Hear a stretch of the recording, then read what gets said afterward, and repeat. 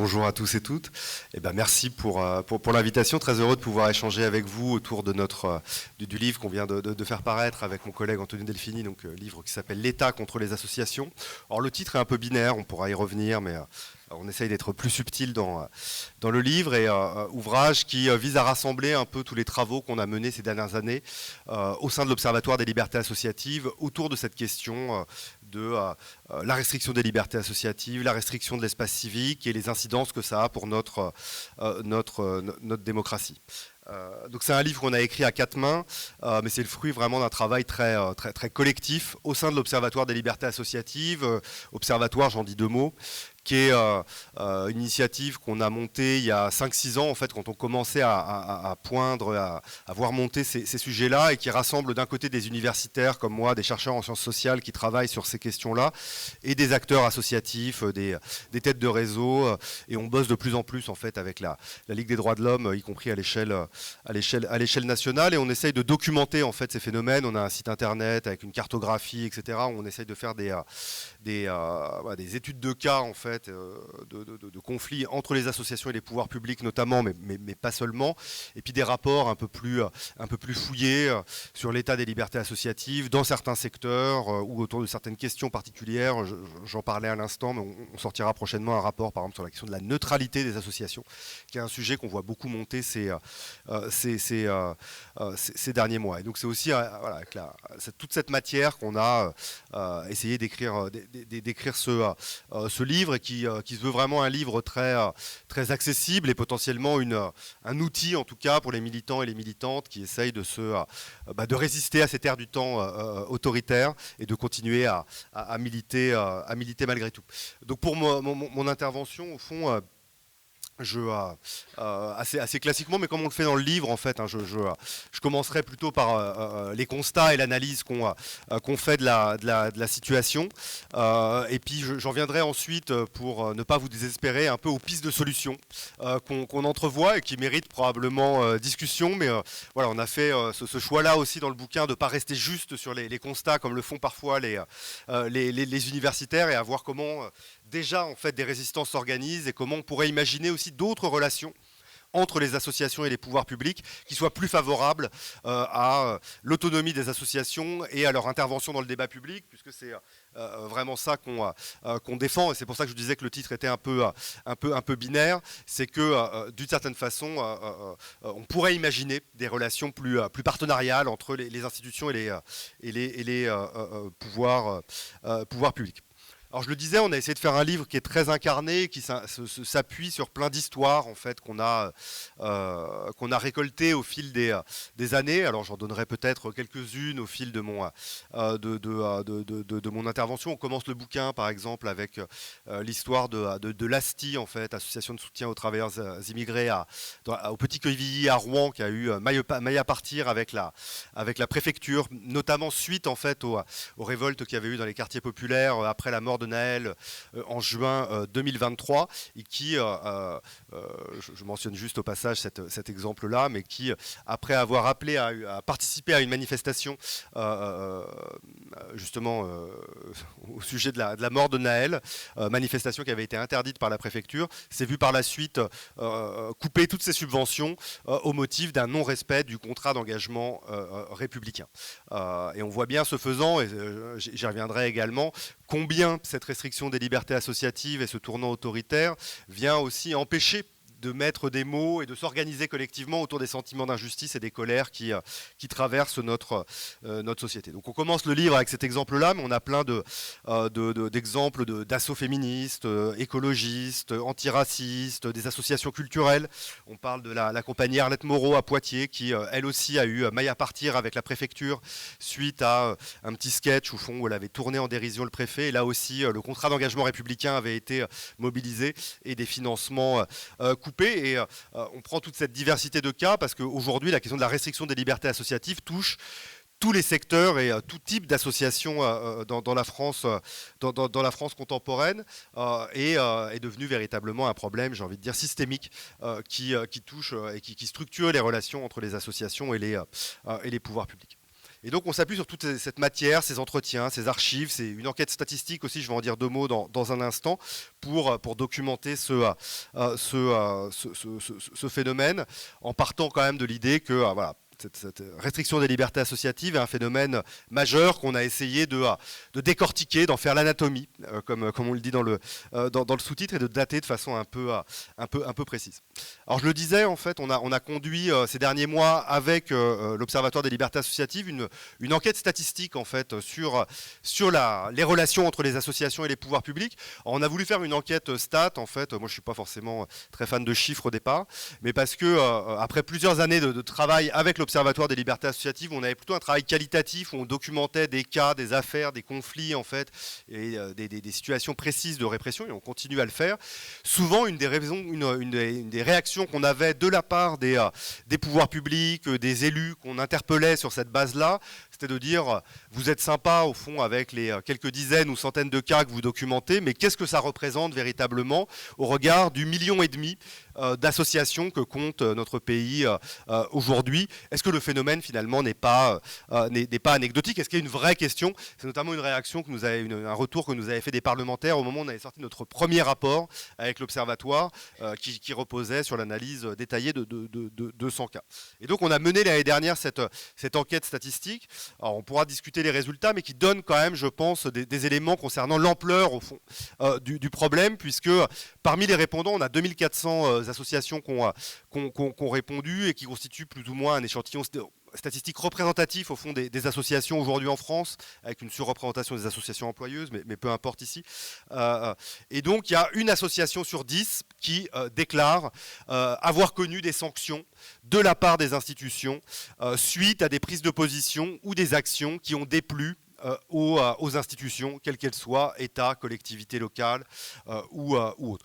Une association sur 10, alors on peut se dire que dans 9 cas sur 10, il n'y a pas de problème, mais une association sur 10, c'est quand même pas rien, vu que nos chiffres sont représentatifs, ça fait potentiellement 140 000 associations qui, ces dernières années, ont eu des soucis suite à des prises de position critiques, des interventions dans le débat public et qui ont connu des sanctions institutionnelles par la suite. Je détaillerai ensuite ce qu'on entend par ces sanctions-là, sachant que quand on se concentre plus spécifiquement sur ce qu'on appelle les associations citoyennes, comme la Ligue des droits de l'homme, par exemple, des associations dont la nature, au fond, c'est d'intervenir dans le débat public, c'est 1 sur 5, en fait, qui a connu une coupe de subvention, une difficulté d'accéder à un local, une forme de dénigrement de ses militants, voire une amende ou des formes de violences policières diverses, des sanctions, voilà. Et donc 1 sur 5 dans le cas des associations citoyennes ou plus militantes. Alors, on voit d'ailleurs que ça ne concerne pas que ces associations-là, même si elles sont plus directement concernées. Autre chiffre, et j'arrêterai là avec les chiffres pour la suite, mais qui ressort de l'enquête et qui me semblait particulièrement intéressant, c'est qu'au-delà de ces effets directs et de ces sanctions directes que connaissent les associations, il y en a plus d'1 sur 4, 27%, qui déclarent s'auto-censurer pour se prémunir de sanctions éventuelles. Donc nous, on définit l'autocensure associative comme l'ensemble des actions ou des prises de position qu'on ne mène pas ou plus pour se prémunir de sanctions éventuelles. Des débats qu'on ne va pas organiser, des pétitions qu'on ne va pas signer, des manifestations auxquelles on ne va pas participer pour se prémunir d'une coupe de subvention, d'un local qu'on ne va pas vous attribuer, ou tout un ensemble d'autres sanctions. J'y reviendrai de façon plus systématique ensuite. Donc 27% d'autocensure, ça monte à 41% pour les associations que je qualifiais de citoyennes à l'instant. Et donc on voit bien là l'ampleur et les effets indirects au fond de cette restriction des libertés associatives, quand bien même vous-même, vous n'avez pas connu de sanctions directes. Indirectement, ça a des effets sur beaucoup d'autres gens, et ce faisant, ce sont des milliers de débats, de rencontres, de pétitions, de manifestations qui n'ont pas ou plus lieu dans notre pays, de par ces conflits croissants entre les associations et les institutions. Et donc on voit bien que c'est un problème qui est quand même relativement important. Alors d'où ça vient ? D'où ça vient tout ça? On essaye un peu dans le bouquin d'en faire la généalogie, pour le dire comme ça, et on le fait rapidement. Ça mériterait probablement d'autres investigations, et je renvoie aussi au livre de Jean-Baptiste Jobard, du collectif des associations citoyennes, avec qui on travaille pas mal sur ces questions-là, donc a sorti il y a quelques années un livre qui s'appelle Une petite histoire des libertés associatives, je crois, et qui revient plus en détail là-dessus. Mais donc au fond, quand on se penche sur l'histoire, on pourrait dire au fond, ça a toujours été comme ça. Il y a une histoire en France de défiance de l'État à l'égard des corps intermédiaires et de la société civile, c'est dans notre culture politique. Et dès 1791, après la Révolution française, on vote la loi Le Chapelier qui va interdire les corporations, et donc les associations, les syndicats, etc. Et il faudra un siècle de lutte pour que le droit syndical soit reconnu en 1884, puis qu'en 1901, la loi sur la liberté d'association soit finalement reconnue. Donc on voit bien, et dès la Révolution, il y a cette idée que les corps intermédiaires, et donc là, pour ce qui nous intéresse ici spécifiquement, les associations sont vues comme potentiellement des adversaires de l'intérêt général, puisqu'ils porteraient des intérêts particuliers, spécifiques. Et donc il y a cette culture-là quand même qui nous habite et qui, quand même, continue à imprégner, je crois, beaucoup les représentations de tout un ensemble d'élus en particulier sur la conception qu'ils ont de la fabrique de l'intérêt général et l'idée selon laquelle les élus seraient les seuls à détenir justement ce monopole de l'intérêt général. Et donc, évidemment, cette culture politique-là, qu'on peut qualifier de jacobine, elle joue un rôle. Malgré tout, en fait, quand on se penche un peu plus précisément sur l'histoire des relations entre les institutions et les associations, c'est un peu plus compliqué que ça. Et on se penche notamment dans le bouquin assez rapidement, mais sur des trucs qu'on a travaillé par ailleurs, sur le fait que malgré cette culture-là, il y a eu un temps, en fait, où les relations entre les institutions et les associations étaient un petit peu différentes, en fait. Et notamment, il y a un truc qui nous intéresse en particulier, et j'y viendrai en conclusion tout à l'heure quand j'aborderai un peu les pistes de réponse, c'est qu'il y a eu quand même des expériences dans les années 70-80 et qui, je crois, peuvent nous intéresser, d'un soutien public au contre-pouvoir, pour le dire très simplement, et notamment de financement public d'acteurs critiques qui aujourd'hui seraient probablement regardés d'un œil bien différent. On évoque, alors moi j'avais consacré un bouquin à cette question-là il y a une dizaine d'années, une lutte urbaine dans les années 70 à Roubaix, où le collectif d'habitants qui s'était mobilisé contre la rénovation urbaine de ce quartier, l'Almagar, en fait, s'était vu financer son contre-projet, etc., par le ministère de l'équipement à l'époque, contre les vœux de la municipalité, des élus, etc. Et donc il y avait eu vraiment là un financement d'un contre-projet du contre-pouvoir. Et au-delà de ça, en fait, il y a toute l'histoire un peu, on essaye de faire un peu une sorte de proto-histoire du soutien public au contre-pouvoir. Quand on regarde un peu une institution qui a été le Fonds d'action sociale, alors je passe vite ici, mais qui a financé, après la décolonisation, au fond, des associations de soutien aux immigrés, pour le dire comme ça. Quand on regarde l'histoire du FAS, en fait, il y a eu là aussi, en fait, un soutien à des associations extrêmement critiques. Je pense par exemple, et moi j'étais surpris quand j'ai découvert ça, le fait que le FAS ait pu financer une association comme le mouvement Immigration Banlieue, le MIB, qui a disparu en fait après dans les années 2000, mais dont certains de ses militants, par exemple, aujourd'hui sont des soutiens du comité Adama sur la question des violences policières. Il y a eu comme ça, en fait, via le FAS, en fait, des soutiens à des acteurs, notamment antiracistes, tout à fait critiques. Et pour résumer la chose, moi j'ai tendance à dire que voilà, le FAS, à une époque, finançait des associations qui aujourd'hui seraient dissoutes. Typiquement le MIB, c'est vraiment ça. Et donc ça montre bien que malgré la culture politique qui est la nôtre, il a été possible à une époque de faire un petit peu autrement. Et là, il y a peut-être les ferments d'autres types de relations entre les institutions et les pouvoirs publics. J'y reviendrai tout à l'heure. Si on avance un petit peu dans l'histoire, et une histoire beaucoup plus récente en fait, au début des années 2010, en fait, on est plutôt dans une période en fait, de reconnaissance institutionnelle du rôle en fait, et de la contribution des acteurs associatifs à la fabrique de l'action publique, de l'intérêt général, etc. Et il y a tout un ensemble de lois, de circulaires, etc., qui vont jouer un rôle important. Il y a la loi sur l'économie sociale et solidaire en fait, de 2014 qui est importante de ce point de vue-là. Il y a la signature aussi en 2014 d'une charte des engagements réciproques entre le mouvement associatif à l'échelle nationale et l'État. Et puis il y a une circulaire en fait, qu'on a parfois un peu oubliée, sauf pour les gens qui sont vraiment le nez là-dedans. C'est la circulaire Valls en fait, qui est passée en fait en septembre 2015. Alors Manuel Valls n'est pas forcément resté dans l'histoire et dans les mémoires pour cela, mais en fait la circulaire Valls c'est quand même une victoire en fait pour le mouvement associatif puisqu'elle vient au fond reconnaître la contribution du mouvement associatif et des associations à la fabrique de l'intérêt général, reconnaître la nécessaire relation partenariale entre les assos et les pouvoirs publics et la nécessité de clarifier aussi les relations financières, etc. Et donc c'est vraiment une victoire et l'aboutissement au fond de tout un travail de mobilisation, de lobbying de la part du mouvement associatif. Et donc on est plutôt en fait au milieu des années de l'année 2015, en fait, dans un moment quasiment un acmé, un paroxysme de reconnaissance de ces relations partenariales. Et là, patatras, attentat du Bataclan, état d'urgence, et tout bascule d'une certaine façon. C'est beaucoup là-dessus en fait qu'on insiste, notamment dans le premier chapitre du bouquin. C'est en fait sur le tournant majeur en fait que constitue l'année 2015 en fait dans les relations entre l'État et la société civile dans notre pays. Et je pense en fait qu'on manque un peu encore de recul, mais que au fond l'année 2015 est vraiment un tournant historique assez majeur dont on n'a pas véritablement saisi toutes les incidences encore et qui a transformé quand même beaucoup de choses. Et donc le tournant autoritaire dont on parle dans le livre, quand bien même il a probablement des prolégomènes un peu antérieurs, commence et se matérialise véritablement à partir de 2015 avec l'état d'urgence qui est voté quelques jours après les attentats de 2015.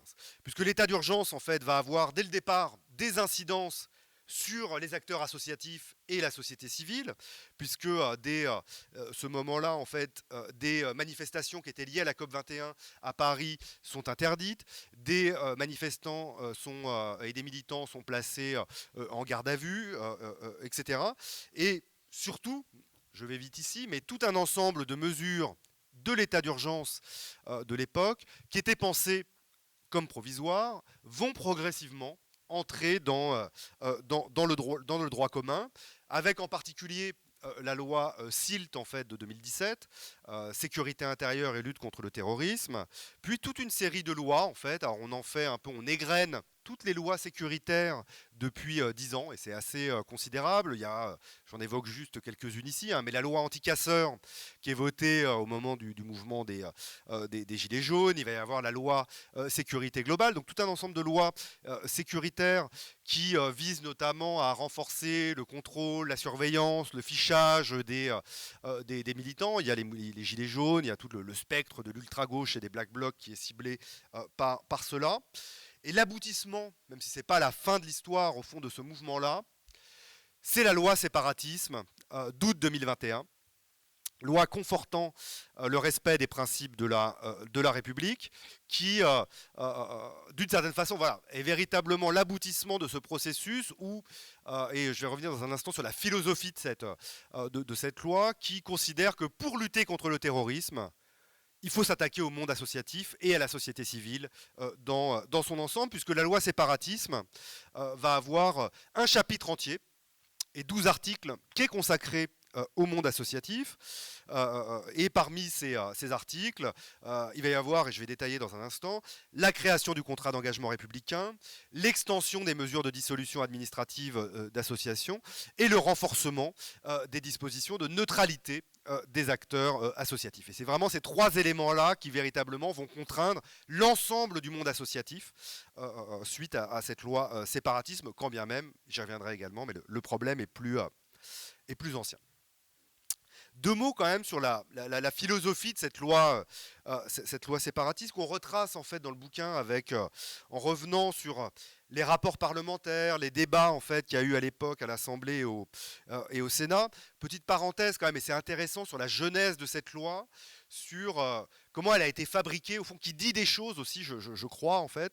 Ce qui est quand même assez frappant, c'est sur qui a été auditionné au fond pour la fabrique de cette loi. C'est un peu, alors si je voulais être un peu caricatural, je suis enregistré ici, mais c'est quand même un peu une loi CNews, quoi, pour le dire comme ça. C'est-à-dire qu'en fait, les experts, toujours quand on vote des lois, en fait, il y a tout un travail d'audition, d'experts, d'universitaires, etc. Alors je ne dis pas ça parce que j'ai été vexé de ne pas être auditionné, mais c'est que véritablement, en fait, les gens qui ont été auditionnés sont très majoritairement des éditorialistes, pardon, qui quand même gravitent autour de la nébuleuse du printemps républicain, pour le dire très vite, et qui ont un peu leur rond de serviette sur CNews. Et parmi les universitaires qui ont été auditionnés, qui vont avoir une influence quand même assez décisive sur la fabrique et le contenu de la loi, c'est plutôt des universitaires qui ont un gros capital médiatique, mais un capital scientifique qui est plutôt faible, en fait, et dont les travaux sont très contestés d'un point de vue universitaire. Des gens comme Gilles Kepel, comme son nom m'échappe, les territoires perdus de la République.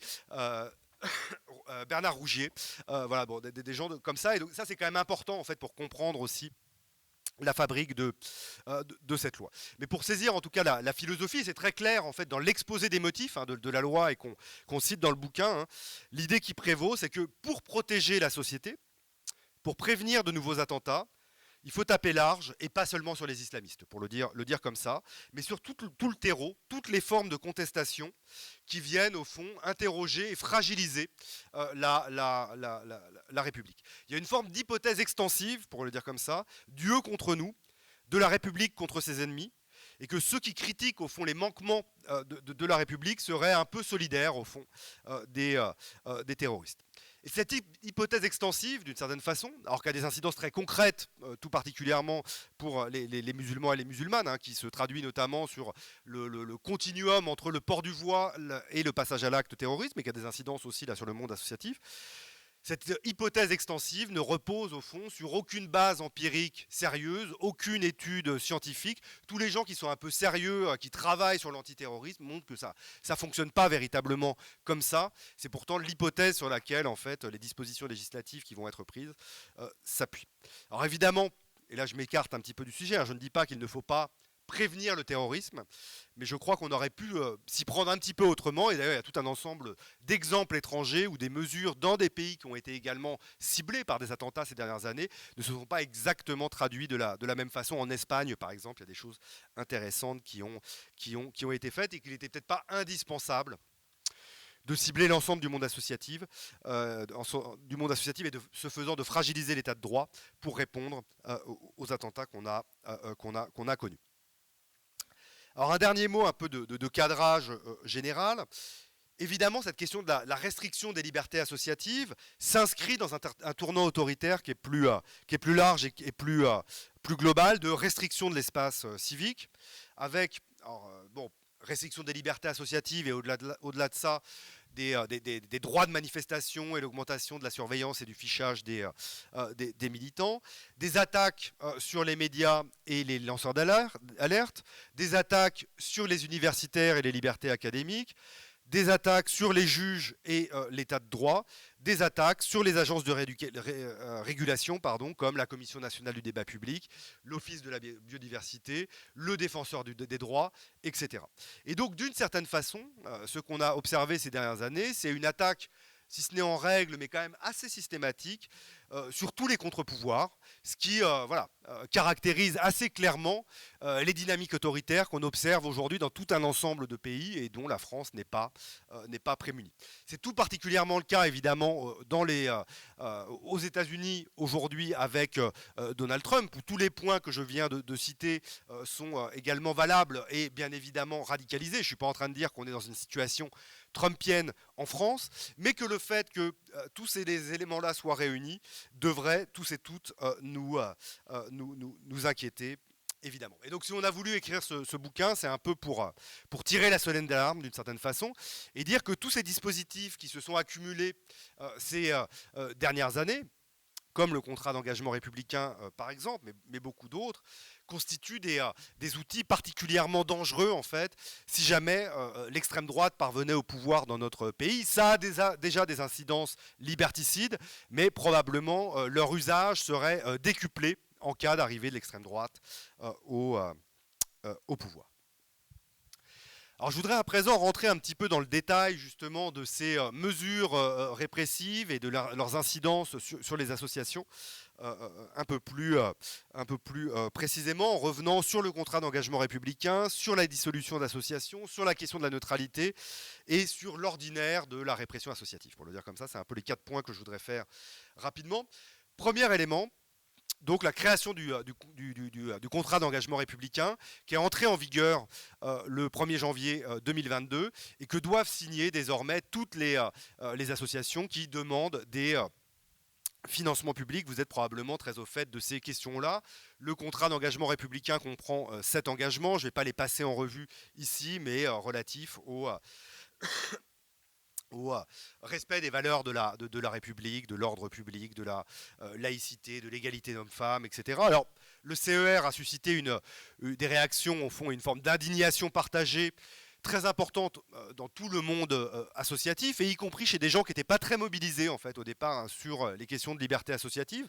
Typiquement, nous qui travaillons depuis longtemps sur ces questions-là, au départ, le mouvement associatif national n'était pas hyper mobilisé. Et il y a eu un tournant quand même à partir de la loi séparatisme, où il y a eu davantage de gens qui se sont quand même saisis de cette question-là, conscients que la question devenait véritablement problématique. Donc le CER est rentré en vigueur en 2022. Et quand on regarde ses conséquences, quand même, ce qui est intéressant, premier point, c'est de voir qu'il n'a pas été en fait très mobilisé. C'est-à-dire qu'en 3 ans et demi d'application, il y a 5 cas en fait d'usage véritablement par les pouvoirs publics du CER où l'État ou une collectivité locale considère qu'une association n'a pas respecté le contrat d'engagement républicain.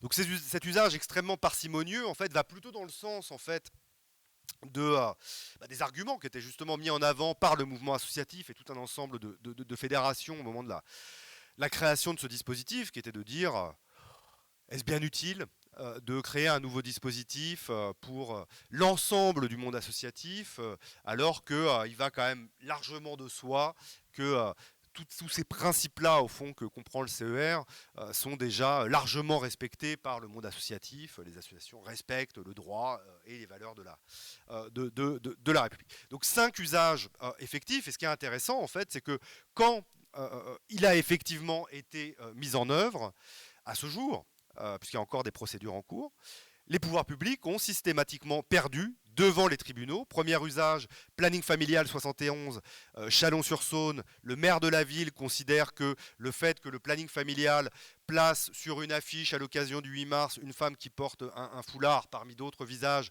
contreviendrait au principe justement de non-prosélytisme. Il perd devant le tribunal administratif, il perd devant le Conseil d'État, et donc l'association gagne, et il considère qu'il n'y a pas de prosélytisme abusif dans ce cas-là, et donc que le contrat d'engagement républicain n'a pas été violé. Deuxième mobilisation, c'est sur l'affaire d'Alternativa à Poitiers, où dans le cas d'une formation à la désobéissance civile, là c'est la préfecture qui s'attaquait à la ville de Poitiers, qui avait financé en fait cette formation, et là de la même façon, le tribunal administratif va donner raison à la ville et à l'association, considérant que, et c'est un enjeu important hein, pour les assos écolos, évidemment, une formation à la désobéissance civile ne constitue pas une incitation à ne pas respecter l'ordre public ou à des passages à l'acte violent.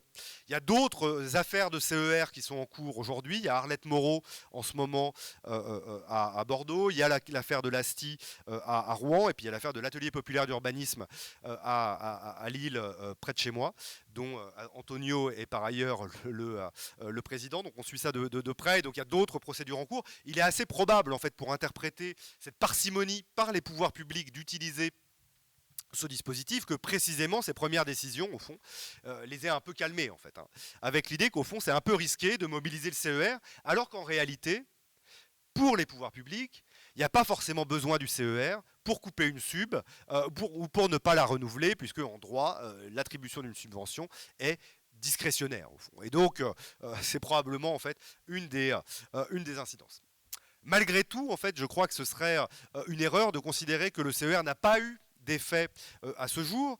Il y a, on pourrait dire, des effets à double niveau. Premier élément, c'est qu'il y a, on pourrait dire, un usage quasi tacite, en fait, du contrat d'engagement républicain. C'est-à-dire que quand bien même il ne soit pas véritablement mobilisé par les pouvoirs publics pour couper une subvention, il n'y a pas voilà, un acte administratif où la préfecture, par exemple, envoie un courrier pour dire au nom du non-respect du CER, je vous coupe votre subvention.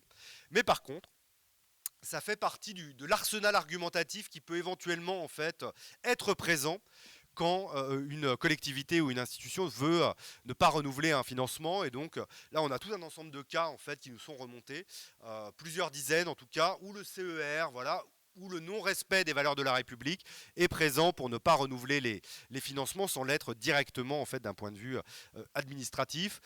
Sur le plateau de Millevaches, par exemple, il y a eu pas mal de cas de cet ordre-là, du non-attribution du FDVA, du Fonds de développement de la vie associative.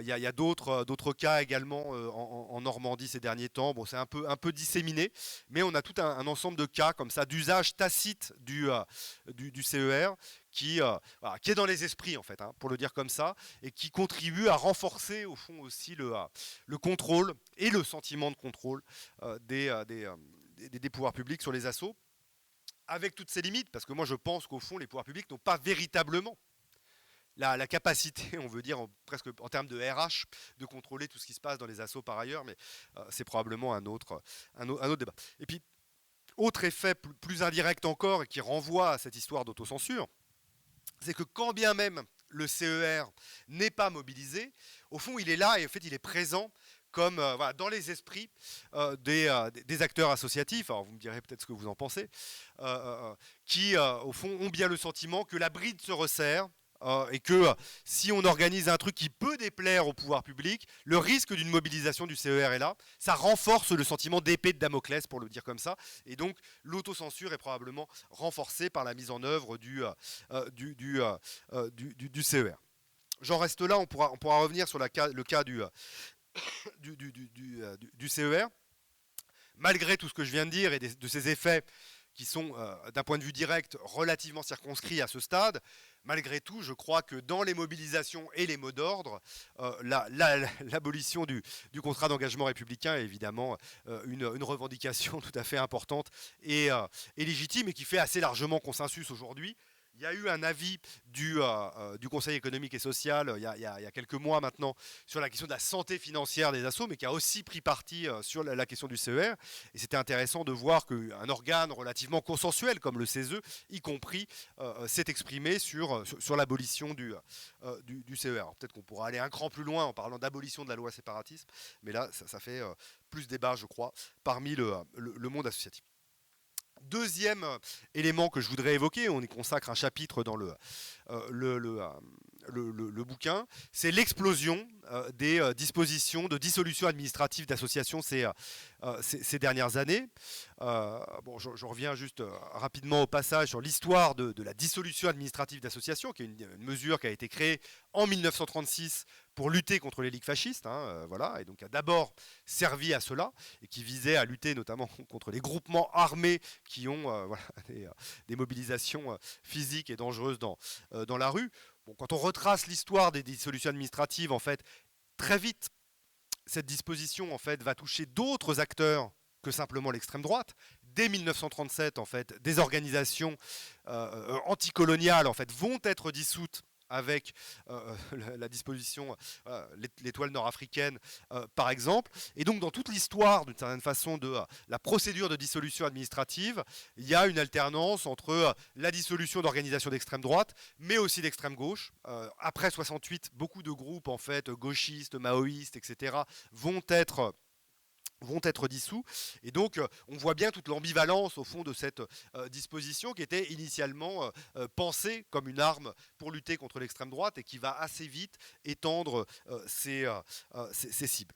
On a observé, en fait, depuis 2019, et il y a vraiment un effet Darmanin, en fait, hein, là, vraiment de ce point de vue-là, depuis qu'il est devenu ministre de l'Intérieur. Et là, après, il y a une forme de routinisation, parce qu'en fait, le départ de Darmanin ne s'est pas traduit par une baisse en fait, hein, du recours à la dissolution, puisque depuis 2019, en fait, on est quasiment à près de 40% en fait, des dissolutions qui ont été prononcées dans l'histoire, on est à peu près à 150 dissolutions d'associations, l'ont été au cours des 5 dernières années. Là, en fait. Et donc, il y a un usage beaucoup plus routinier, en fait. Et donc, on est vraiment passé d'une disposition qui visait à sauvegarder la République à une disposition qui vise à protéger l'ordre public, pour le dire comme ça, et donc qui témoigne d'une mutation assez significative et qui est venue acter, en fait, l'extension des mesures de dissolution administrative de la loi séparatisme, qui bon, a plusieurs incidences, mais qui notamment fait rentrer dans le droit de nouvelles dispositions, et notamment cette idée que les violences contre les biens peuvent générer une dissolution d'association.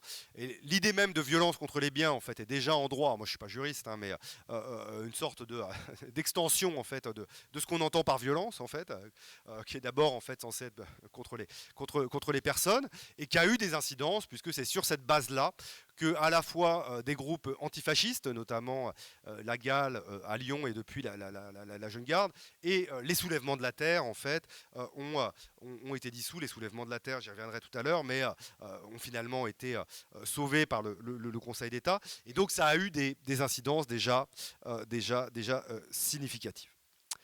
Un dernier mot peut-être sur les dissolutions, en fait, et pour peut-être nourrir le débat.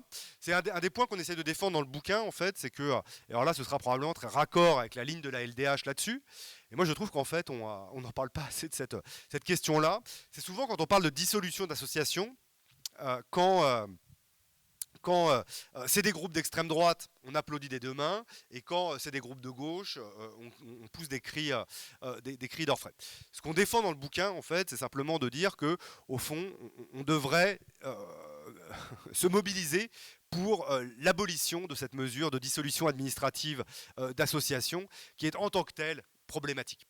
Ça ne veut pas dire qu'il ne faut pas lutter contre les groupes d'extrême droite, mais que la mesure de dissolution administrative n'est probablement pas le meilleur instrument pour les amis de la liberté. Pour le dire comme ça, et c'est ce que fait la LDH en fait. Hein, c'est sa position, même si je crois que c'est pas très entendu en tout cas dans le débat public. Alors pour plusieurs raisons en fait. L'idée selon laquelle voilà, cet instrument s'est montré quand même à double tranchant en ciblant bien souvent les groupes, y compris d'extrême gauche, et que il ne s'est pas toujours montré très efficace en fait pour lutter contre l'extrême droite, et que ce qu'on voit quand même assez clairement, c'est que les groupes d'extrême droite arrivent à se reconstituer sans trop de problèmes en fait. Hein, et qu'il y a une culture en fait groupusculaire en particulier chez les groupements identitaires qui leur permet de se recomposer, qui est plus compliqué peut-être à gauche, peut-être a fortiori dans la période contemporaine, où cette culture est peut-être moins forte, et où l'œil de l'État se fait peut-être plus rapproché. Et alors c'est tout particulièrement le cas pour les associations antiracistes et de lutte contre l'islamophobie qui ont été dissoutes ces dernières années. Je pense en particulier au CCIF, en fait, au collectif contre l'islamophobie en France, qui a été dissous en 2020 suite à l'assassinat de Samuel Paty. Alors quand bien même il a été démontré qu'il n'avait aucun lien, en fait, hein, y compris par le Conseil d'État, avec l'assassinat de Samuel Paty, pour une organisation comme le CCIF, en fait, qui était une organisation parfaitement légaliste, dont la principale activité, c'était de faire de l'accès au droit et de l'accompagnement juridique. Être dissous, au fond, ça a des conséquences assez significatives, puisque c'est plus possible. En fait, vous pouvez pas voilà, ce travail d'accompagnement au droit est beaucoup plus difficile si, par exemple, vous choisissiez de vous reconstituer de façon clandestine, par exemple. Et dernier mot de ce point de vue-là, c'est que ce qui compte pour les dissolutions, c'est la dissolution en tant que telle, mais ce qui suit en fait aussi. Quand vous êtes dissous, la conséquence que ça a, c'est que vous risquez, si jamais vous vous reconstituez, d'être passible du délit de reconstitution de ligue dissoute, et donc passible de 3 ans d'emprisonnement et 45 000 € d'amende. Dans l'histoire, en vérité, personne n'a jamais été. Il y a eu un cas d'emprisonnement, c'était pour un militant maoïste, donc on voit bien la géométrie variable, et les amendes en fait sont généralement très faibles. Le seul cas en fait véritablement d'amende, en fait, c'est il y a quelques années là en fait des militants identitaires qui avaient été dissous, on avait considéré qu'à s'étaient reconstitués, ils avaient le droit à des jours amende en fait, et donc ça leur a coûté quelques centaines d'euros, pour le dire comme ça. Et donc les effets de la dissolution dépendent très fortement en fait de la volonté du ministère de l'Intérieur et des services de renseignement d'effectivement en fait effectuer un contrôle sur ce que deviennent ensuite les groupuscules d'extrême droite, est-ce qu'ils se reconstituent ou pas, etc. Et ce que montrent bien les spécialistes de l'extrême droite, au fond, je pense à Nicolas Lebourg avec qui on a pas mal échangé sur la question, c'est qu'en fait, on les embête pas beaucoup, en fait, hein, les militants d'extrême droite quand ils se reconstituent, et on peut assez facilement refaire la carrière, en fait, de tout un ensemble d'organisations qui se sont reconstituées 5-6 fois, en fait, sans qu'on les embête trop. À l'inverse, si on regarde aujourd'hui, et c'est probablement une sorte de précédent historique dont pas grand monde s'est ému, le cas que j'évoquais à l'instant du CCIF, qui a fait le choix, en fait, de s'autodissoudre avant même que ce soit confirmé par le Conseil d'État, est de se reconstituer à l'étranger, en créant en fait le CCIE, Collectif contre lutte contre l'islamophobie, en Europe au fond. Donc bon, c'est une association désormais de droit belge, etc. Aujourd'hui, ils ont maille à partir avec des services du ministère de l'Intérieur de façon extrêmement sérieuse. Il y a eu des perquisitions, des gardes à vue, etc. pour des salariés actuellement du CCIE qui habitent en France, en fait, en considérant que ça pourrait rentrer dans le cadre de reconstitution de Ligue dissoute, quand bien même ce n'est pas du droit français. On va voir ce que ça donne d'un point de vue juridique, etc. Mais il y a une forme d'acharnement juridique, pour le dire comme ça, qu'on n'a jamais vu à l'égard de l'extrême droite. Et donc on voit bien en fait combien cet instrument est quand même de dissolution administrative peut être un peu dangereux pour les ennemis de la liberté. Et donc nous, simplement ce pourquoi on plaide rapidement dans le bouquin, c'est de dire au fond, si vous voulez dissoudre des associations, il existe une autre disposition qui est la dissolution judiciaire en fait, qui n'est jamais en fait mobilisé, et donc qui n'est pas décidé en Conseil des ministres par le ministère de l'Intérieur, avec des possibilités de recours et de défense qui sont extrêmement faibles en fait, voilà, parce que en fait, dans 90% des cas, le Conseil d'État, qui est celui qui statue dans ces cas-là, en fait, avalise la position du gouvernement, alors que s'il y avait des dissolutions judiciaires, au fond, les droits de la défense sont plus importants, etc. Et donc, il y aurait des procès plus équitables. Par ailleurs, il y a moyen aussi d'utiliser d'autres mesures du droit pénal, au fond, pour s'attaquer à des militants qui contreviendraient au droit, ce qui est rarement le cas, en fait, hein, des militants de gauche, par exemple. On pourra en rediscuter. Deux derniers mots sur le constat. Ce qu'on voit monter beaucoup ces derniers temps, c'est la question de la neutralité en fait, des associations, qui a été renforcée par la loi séparatisme en fait, dans son premier article, en fait, et une extension en fait, du principe de neutralité religieuse vers la neutralité politique des associations. Et le moment en fait, où on a vu cette question-là en fait, vraiment monter, c'est suite aux législatives en fait, de juin dernier, où tout un ensemble d'associations ont appelé à battre l'extrême droite. Assez rares ont été celles qui ont appelé directement à voter pour le NFP, pour le dire comme ça.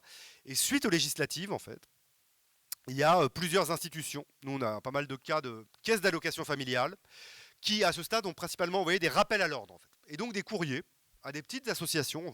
Souvent, ce n'est pas des trucs très militants, des centres sociaux, des MJC, les petits débrouillards, etc. Pour dire, nous avons vu que vous avez eu une prise de position politique à l'occasion des législatives. Nous vous rappelons que vous êtes soumis à un impératif de neutralité. Si jamais vous reproduisez en ce sens, nous serons contraints de vous couper vos financements. Ce qu'on constate, en fait, alors nous on a commencé à se pencher là-dessus, etc., c'est que le cadre légal est extrêmement complexe. En fait, il y a plein de configurations et je ne vais pas vous les faire ici, mais c'est que si vous n'avez pas de délégation de service public et que les financements que vous recevez ne sont pas directement utilisés pour une mission de service public, il n'y a aucun problème. Au fond, vous pouvez avoir des activités politiques au sens large, au fond, à condition que vous n'appeliez pas à voter pour tel ou tel candidat. En fait. C'est à peu près la seule limite en fait, qui existe dans le droit actuel, c'est ce truc-là. Et donc, pour le dire autrement, il y a aujourd'hui en fait un usage extensif de cette notion de neutralité qui contribue à la dépolitisation du monde associatif, hein, pour le dire comme ça. Et donc j'ai envie de dire, ne vous laissez pas faire et potentiellement n'hésitez pas à mobiliser le droit pour cela.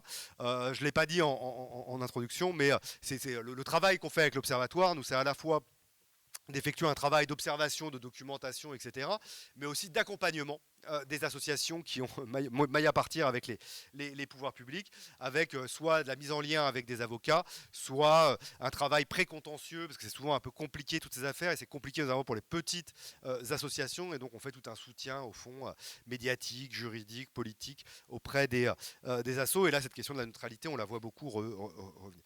Dernier mot un peu sur le constat, je ne sais pas à combien j'en suis, parce que j'avais dit que je serais court, mais c'est pas le cas. Très bien.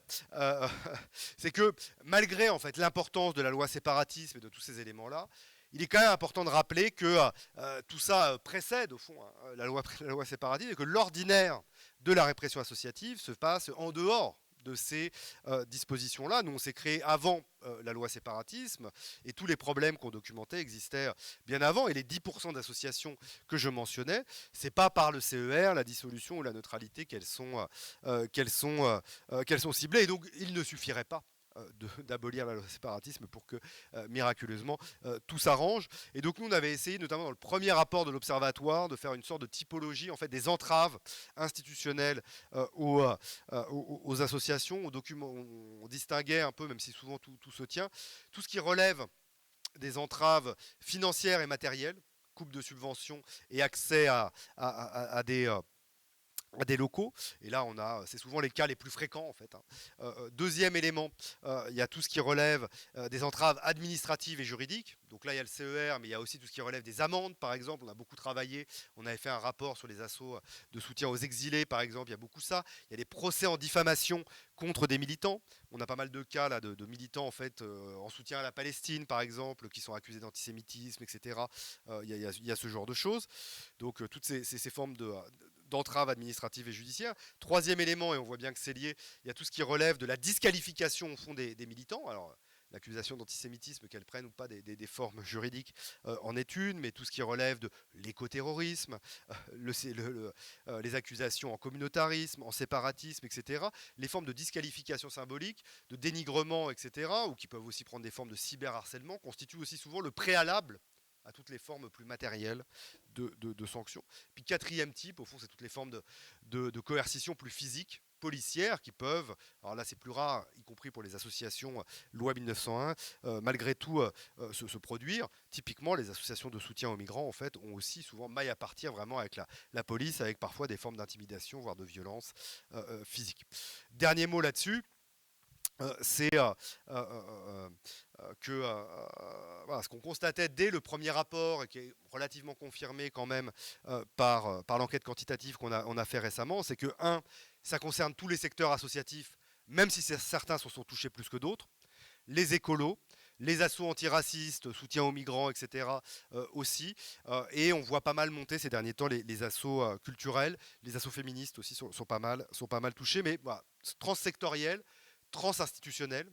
Le titre du bouquin, c'est l'État contre les associations, mais vraiment les collectivités locales sont loin d'être prémunies. Et puis quatrième point, c'est transpartisan.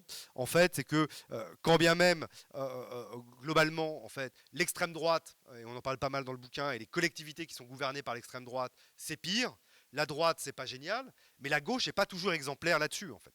Il faut quand même le dire, et on a tout un ensemble de cas qui nous remontent, de collectivités territoriales qui sont gouvernées par la gauche, et qui aussi, en fait, ont pu se montrer parfois répressives avec des associations avec lesquelles elles étaient en désaccord, ce qui va me permettre d'arriver doucement vers le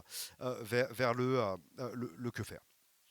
Alors avant ça, peut-être un mot en fait de préalable sur le sens politique aussi de ce qu'on essaye de porter dans le bouquin. Nous, ce qu'on essaye de défendre, au fond, c'est précisément à rebours de l'idée que les associations devraient être neutres.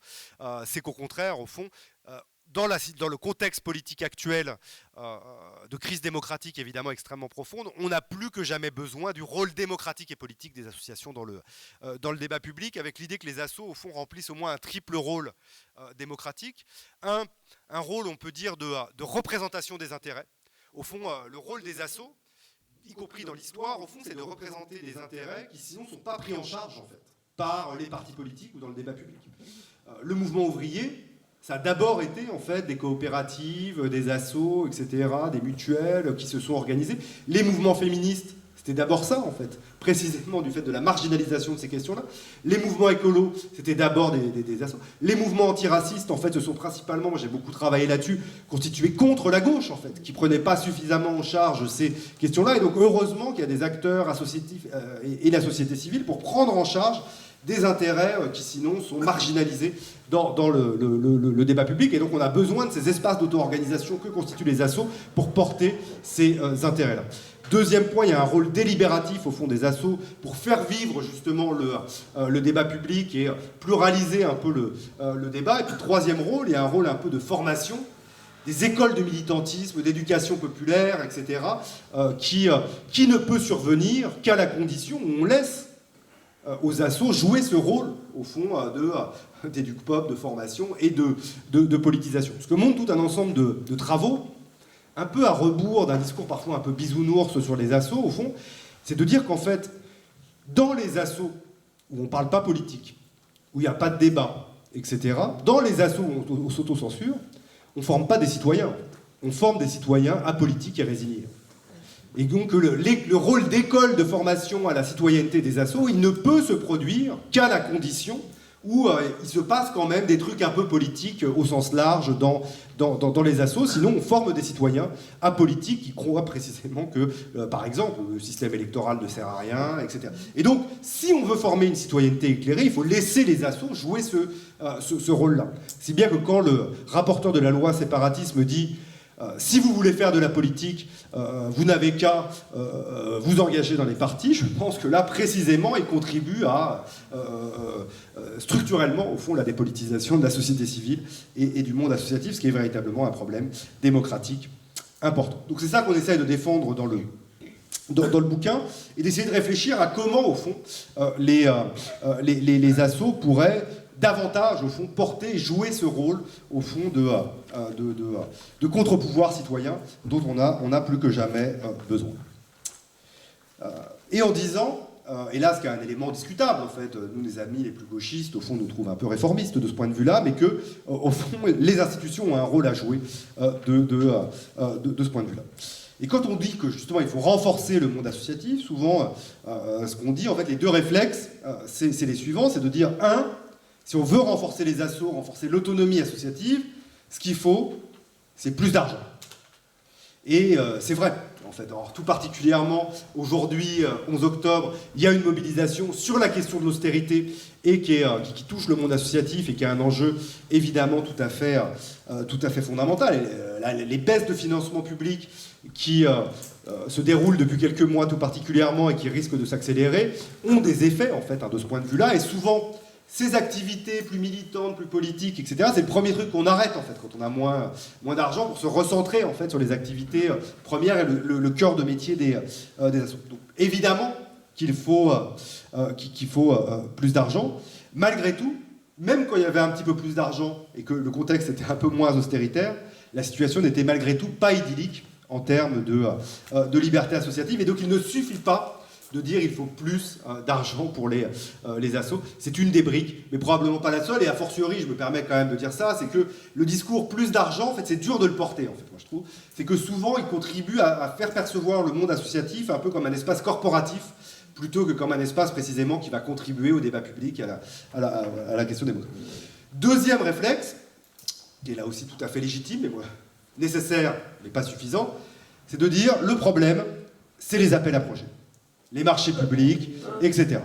Et c'est vrai, évidemment, la multiplication depuis une vingtaine d'années des appels à projets, la baisse des subventions de fonctionnement, des marchés publics, de la délégation de services publics aux associations, etc., sont un problème qui structurellement restreint l'autonomie associative, la marchandisation du monde associatif, qui est bien documenté par exemple par le travail que mène le collectif des associations citoyennes, est un vrai problème et on est évidemment dans le sujet. Malgré tout, je pense qu'en fait on avance sur ces sujets-là. Il y a une bataille culturelle qu'on est en train de gagner. Et là, pour le coup, dans les collectivités de gauche, etc., on a quand même pris conscience de tout un ensemble de choses et les conventions d'objectifs pluriannuelles d'objectifs et de moyens sont en train quand même de progresser. L'idée que, les appels à projets annuels usent le monde associatif, ça c'est de plus en plus entendu. Le rapport du CESE que j'évoquais tout à l'heure mettait fortement l'accent là-dessus, et donc il y a un consensus qui est quand même largement partagé. Donc on avance, il faut continuer. Mais ce qu'on essaie de dire dans le bouquin, en fait, c'est qu'une fois de plus, quand bien même on abolirait les appels à projets, le problème et la restriction des libertés associatives continueraient à se poser. Les problèmes existaient avant l'existence des appels à projets. Donc plus d'argent, moins d'appels à projets, mais nous on essaye d'inviter à explorer d'autres pistes pour permettre l'épanouissement des libertés associatives et plus largement de contre-pouvoirs citoyens qui vont permettre de dynamiser la démocratie. Alors qu'est-ce que c'est ? Alors, malgré tout, on est quand même convaincu que les conditions matérielles de la démocratie, c'est fondamental. Un des trucs, malgré tout, qu'on essaye de pousser, aussi parce que c'est à notre sens des idées qui sont moins entendues dans le débat public, alors que là, il y a probablement des leviers importants, c'est de dire qu'en fait, la question, c'est pas simplement combien d'argent, mais comment il est attribué, en fait. Et donc, qu'un élément fondamental de la restriction et du sentiment d'autocensure, en fait, dont je parle depuis tout à l'heure, c'est l'idée qui revient un peu comme une rengaine de « on ne mord pas la main qui nourrit ». Au fond, le caractère discrétionnaire de la subvention et des financements, en fait, structurellement, contribue à la dépolitisation de la société civile, l'idée qu'au fond, on ne va pas critiquer celui qui vous finance. Et ça, c'est lié au fait que l'attribution des financements est discrétionnaire et dépend quasi exclusivement, en fait, des exécutifs en France. Les financements sont in fine, et là, bon, c'est un peu, il faut rentrer dans le détail, mais décidés par le préfet, le maire, le président de conseil régional, le président de conseil départemental. Des fois, il y a un peu des commissions consultatives, etc. Mais in fine, le dernier mot, il vient de là. Et ça crée structurellement un sentiment de dépendance. Et les assos le sentent très bien, en fait. Et du coup, là, structurellement, ça contribue à dépolitiser. Et donc, nous, ce qu'on défend, en fait, c'est qu'une solution très simple, en réalité, serait simplement d'introduire un peu de pluralisme là-dedans. Il suffirait de créer des commissions pluralistes d'attribution des financements pour briser ce sentiment de dépendance et que les gens se permettent de mordre la main qui nourrit. Et nous, ce qu'on essaye de défendre dans le bouquin, c'est de dire que dans le contexte démocratique actuel, on a besoin de davantage de gens qui viennent mordre la main qui nourrit. Ça permettrait structurellement de repolitiser la société civile. Alors quand on dit ça, je ne vous cache pas que quand on discute beaucoup et on travaille même avec des élus de gauche, etc., ils sont là, mais quoi ? On a déjà plus d'argent, on n'a plus beaucoup de compétences, et en plus, il faudrait qu'on se départisse de notre capacité de définition d'une politique associative.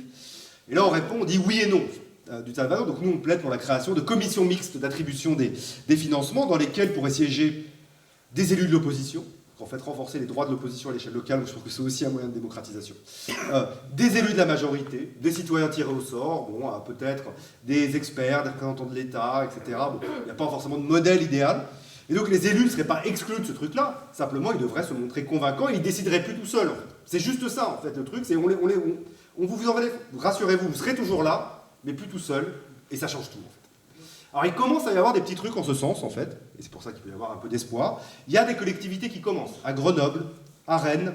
Moi j'ai étudié des jurys citoyens d'attribution, en fait, à l'échelle départementale, de l'équivalent des réserves parlementaires, qui était un truc qui demeure, en fait, un truc hyper clientéliste, en fait.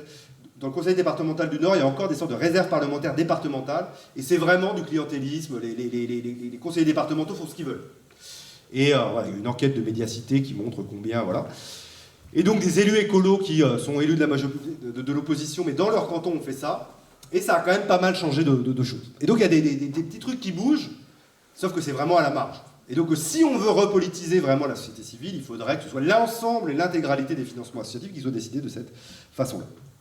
Deux derniers points. On défend aussi l'idée de fonds d'interpellation. C'est-à-dire qu'aujourd'hui, en fait, toute l'organisation du système, au fond, des financements, réprime les capacités critiques du monde associatif, je l'ai dit. En fait, on pourrait imaginer, à l'inverse, de rétribuer la critique, en fait. De dire, vous avez raison de vous mobiliser, et donc de financer, d'avoir des financements dédiés, pour le coup, des appels à projets. Si vous organisez des pétitions, des manifs, des rassemblements, etc., vous allez être financé pour ça, même en fonction du nombre de pétitions que vous allez rassembler. C'est pas une idée qui est nouvelle, en fait. Dans le rapport Baké-Meshmash, en fait, sur la participation des habitants dans la politique de la ville 2014, en fait, il y avait cette idée-là, en fait, que 1% à l'époque, ça existait encore, des réserves parlementaires puissent servir à ça. Bon, on pourrait imaginer ça. Nous, ce qu'on dit, en fait, c'est qu'on pourrait utiliser ça aussi à l'échelle locale, en fait. Et donc d'avoir des financements vraiment pour inciter les gens à être critiques, à être politiques, plutôt qu'aller désinciter. Là aussi, l'idée fait son chemin. Poitiers, en fait, vient de créer ça. Et nous, on va essayer aussi de porter ces idées-là un peu dans le cadre des municipales à venir. Troisième point, et là, on élargit un peu le spectre. Ce qu'on essaye de dire, au fond, c'est que ce qui épuise aussi, en fait, le monde associatif et contribue aussi à la démobilisation et la dépolitisation, c'est le sentiment, en fait, de crier dans le vide, en fait. Et que... voilà, il y a des problèmes, et qu'à un moment on arrête en fait, parce qu'on se dit ça sert à rien, face à la surdité du pouvoir d'une certaine façon, et c'est vrai à l'échelle locale comme nationale, on le voit bien, en fait, tous les mouvements sociaux depuis 20 ans en France se sont heurtés à un mur, et ça nourrit la résignation, et ça démobilise les gens, qu'il faut transformer les institutions. Et donc nous, on pense qu'au fond, la démocratisation, elle se joue sur l'articulation entre les deux. D'un côté, renforcer le mouvement social et les contre-pouvoirs via ces dispositions de financement que j'évoquais à l'instant, et de l'autre, démocratiser les institutions en prenant acte de toutes les limites de la démocratie participative et en allant vers des formes de codécision et de démocratie directe, et notamment de RIC, en fait. Et donc, si on avait sur tout un ensemble de décisions en fait, structurantes pour des territoires, des référendums locaux, etc., à l'image de ce réclamer le mouvement des Gilets jaunes, on aurait des débouchés aux mobilisations citoyennes, plutôt que les murs en fait, auxquels bien souvent elles se heurtent. Et que si d'un côté on renforce les capacités critiques et que d'un autre côté on crée des débouchés et des opportunités via une démocratisation des institutions, là on démocratise radicalement la démocratie. Et donc nous on essaye de dire qu'il faut faire les deux en même temps, et que souvent d'ailleurs en fait on pense soit l'un soit l'autre.